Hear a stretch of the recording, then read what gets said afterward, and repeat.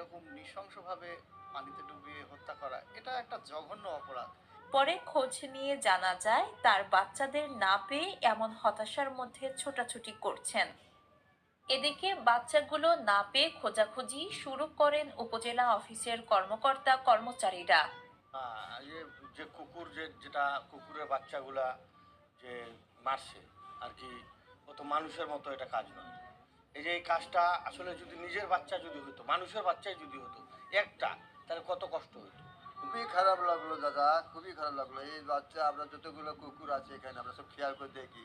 আমার আগারের টিওনো সাহেব এগুলো পালতো, সুন্দর ভালোবাসতো, কুকুর ভালোবাসতো।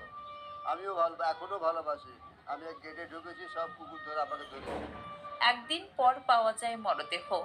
পরে জানতে পারেন উপজেলা পল্লী উন্নয়ন ও সমবায় বিভাগের ক্ষুদ্র কৃষক উন্নয়ন ফাউন্ডেশন কর্মকর্তা ও তার স্ত্রী মিলে বস্তাবন্দি করে ৮টি কুকুরের বাচ্চা পুকুরের পানিতে ফেলে দেয়।